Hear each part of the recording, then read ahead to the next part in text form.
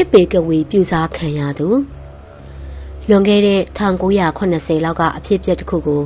ပြန်ပြီးပြောပြပေးကြပါမယ်။ကြည်ပြလို့ခေါ်တဲ့တငယ်ချင်းမလေးရဲ့အသက်8နှစ်အရွယ်ကပါ။သူမရဲ့မိဘတွေနဲ့အတူဇာတိတော်ရွာလေးတစ်ခုစီကိုအလဲအပတ်သွားရောက်စဉ်အချိန်ခါကပေါ့။ဒီရွာလေးကတော့တောတောင်တွေပက်ပက်လေဝိုင်းနေတဲ့စိမ့်စုံလှပတဲ့နေရာလေးတစ်ခုဖြစ်ပါတယ်။ဇာတိမြို့လေးကိုရောက်ချိန်မှာတော့အေးချမ်းတဲ့နေရာလေးဖြစ်တာမို့ကြည်ပြမိဘတွေကလည်းသူမကိုအေးအေးဆေးဆေးပဲလွှတ်ထားပေးပါတယ်။ကြည်ပြကတော့ဒီအချိန်ကသူမရဲ့လွတ်လပ်တဲ့အချိန်တွေဖြစ်နေတာမို့အဖိုးဖွားတွေရဲ့အိမ်ပတ်ဝန်းကျင်တောတောင်တွေထဲမှာတူးရဲလျှောက်သွားရင်ပျော်ရွှင်နေမိပါတယ်။ကြည်ပြတယောက်ကြီးရွာလေးကိုရောက်ရှိနေချိန်အတွင်းဒုတိယနေ့အရက်ရှိပေအမျိုးသမီးနဲ့မတွေ့မီအထီတော့ပျော်ရွှင်ခြင်းနိုးပဲအချိန်တွေဖြစ်ခဲ့ရတာပါ။ဒုတိယနေ့မှာတော့ကြည်ပြတယောက်သူမရဲ့အဖိုးဖွားတွေအိမ်အနီးမှာတူးတဲ့ကစားနေတော့သူမရဲ့နောက်ကနေရှောက်လာနေတဲ့ခြေတံပြင်းပြင်းကိုကြားလိုက်ရတာကြောင့်နောက်ကိုလှည့်ကြည့်လိုက်ချိန်မှာတော့သူမထက်မြမလုံးနဲ့အရက်ရှည်ကြီးနဲ့အမျိုးသမီးတူမြစ်ပေနေတဲ့ခေါင်းဝင်းဖြူအုတ်ထုပ်ဖြူကိုဝစ်ဆင်ထားကသပင်ရှည်ကြီးကိုဖားရချလို့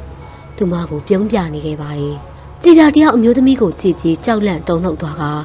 မျက်လုံးအပြူသားနဲ့တုံကြီးစွာနဲ့မော့ကြည့်နေမိပါတော့တယ်။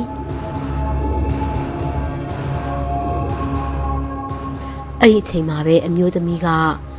တဖြည်းဖြည်းတောအုပ်အတွင်းအရေးအဖြစ်ဝင်ရောက်ပြောက်ကွဲသွားပါတော့တယ်။ကြည်ပြကတော့အဖိုးဖွားမိဘတွေကိုအော်ခေါ်ကအင်စီကိုအပြေးလွှားပြန်လာခဲ့လိုက်ပါတယ်။အင်ကိုပြန်ရောက်ချိန်မှာတော့ကြည်ပြကသူမကြုံတွေ့ခဲ့ရတာတွေကို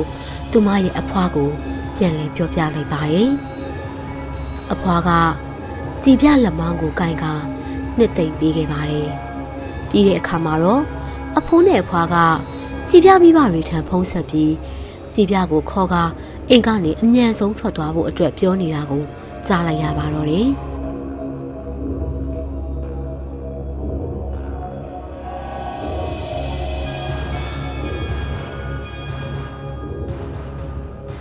ကြည်ပြတယောက်ဝမ်းနေလွန်ပြီးဘာလို့လဲအဖွားသမီးတို့ဘာလို့ထွက်သွားခိုင်းရတာလဲအဖွားရဲ့ကြည်ပြအမိကြောင့်အဖွားကကြည်ပြကို8ပေကဝေကမျက်စိချသွားပြီးမို့အမြန်ပြောင်းမှဖြစ်မှာလို့ပြောပြခဲ့ပါတယ်။ကြည်ပြကလည်းအံ့ဩသွားပြီး8ပေကဝေဆိုတာအားလဲအဖွား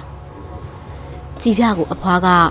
8ပေကဝေရဲ့အကြောင်းစုံကိုရှင်းပြပေးခဲ့ပါတယ်။အဲ့ဒီကဝေကဟိုးအရင်အဖွားတို့ဘိုးဘေးတွေလက်ခတ်တကယ်ရရှိခဲ့တဲ့ပြူစားတတ်သူဖြစ်တယ်လို့ဆိုပါတယ်။ကဝေကတိတ်တဆိတ်နဲ့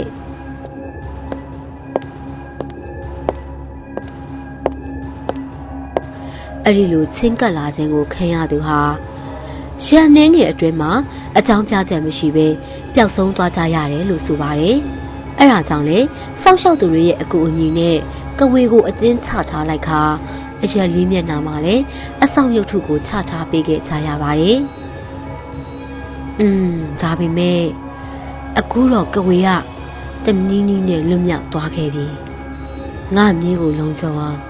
အခုကလေးကအဖွားစီစဉ်ပေးရတော့မယ်။ကြည်ပြကိုသူမရဲ့အဖွားကအခန်းတစ်ခုစီကိုခေါ်ဆောင်သွားခဲ့ပါတယ်။အခန်းထဲမှာတော့အားလုံးလုံခြုံအောင်စီမံထားပြီးအခန်းရဲ့ထောင်တွေမှာစားတန်တန်လေးတွေကိုပုံထားတာတွေ့လိုက်ရပါတယ်။လောလောဆယ်တော့ဒီအခန်းထဲကလုံးဝမထွက်နဲ့သမီး။သမီးကဘယ်ချိန်ထိနေရမှာလဲ။သမီးရဲ့မိဘတွေပြန်လာပြီးအိမ်ကိုခေါ်မပြန်မချင်းဒီအခန်းထဲမှာပဲနေရမှာ။ဒါသမီးအတွက်လုံခြုံပါမလားအဖွား။လုံခြုံပါတယ်သမီးရဲ့အဖွားရဲ့မျက်နှာမှာတော့စိုးရိမ်စိတ်တွေနဲ့ဝမ်းနည်းမှုတွေပြည့်နှက်နေတာကိုတွေ့နေခဲ့ရပါတယ်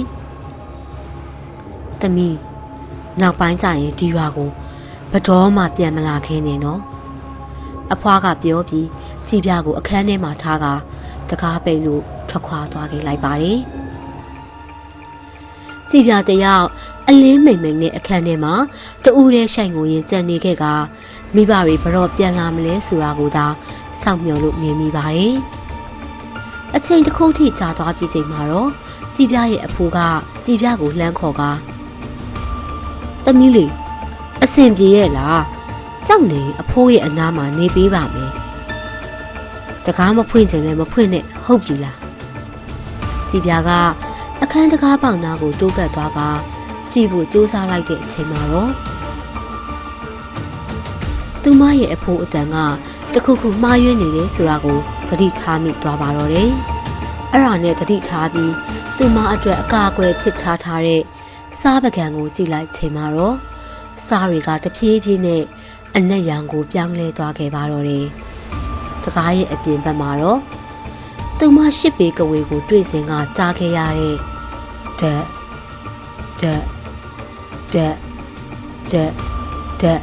အတန်ကိုကြားနေခဲ့ရပါတယ်ကြည်ပြကတော့အခန်းအလယ်ကိုပြန်သွားခဲ့ပြီးတညလုံးကိုကျွေးနေရင်ကအချိန်တွေကုန်ဆုံးခဲ့ရပါတော့တယ်မနေ့ရောက်ချိန်မှာတော့ကြည်ပြရဲ့မိဘတွေပြန်လည်ရောက်ရှိလာက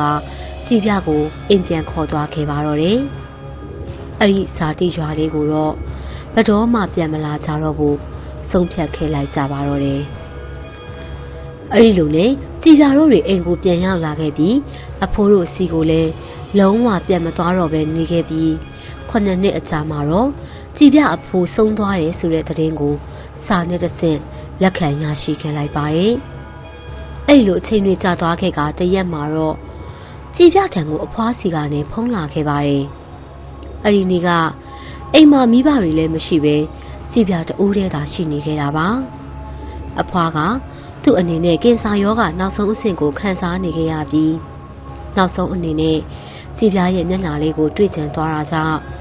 သူမကိုဇာတိရွာလေးစီလာခဲ့ဖို့အတွက်ပြောနေခဲ့တာပဲဖြစ်ပါတယ်ကြည်ပြကတော့အဖွားသမီးလာလို့ရောအန္တရာယ်ကင်းပါမလားကြည်ပြအဖွားကတော့အန္တရာယ်ကင်းတဲ့အတွက်လာခဲ့ဖို့သာကြည်ပြကိုပြောနေခဲ့ပါတယ်ကြည်ပြတယောက်ဖုံးကင်ထားရင်ကကြွေးဟဖြစ်လို့နေခဲ့စင်မှာပဲကြည်ပြအဖွားကသမီးလာဖို့ကြောက်နေအဖွားလိုက်လာခဲ့မယ်လေအဲ့ဒီလိုကြည်ပြအဖွားရဲ့အတန်ကိုကြားပြီးချိန်မှာတော့ကြည်ပြတယောက်ထိတ်လန့်ကဖုံးကိုလွတ်ကျသွားခဲ့ရပါတော့တယ်အပြင်ဘက်ကော်ရီတာမှာတော့သူမအတွက်ထိတ်လန့်စရာအတန်တစ်ခုဖြစ်တဲ့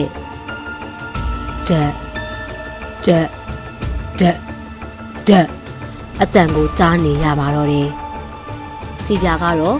အခန်းထဲမှာတူးရဲထောင်းကပ်လို့ကြောက်လန့်တုန်လှုပ်စွာနေခဲ့ရပါတော့တယ်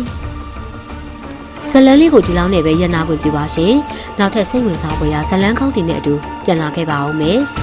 အားပေးကြည့်ရှုခဲ့ကြလို့ကျေးဇူးထူးပင်တင်ရှိပါရရှင်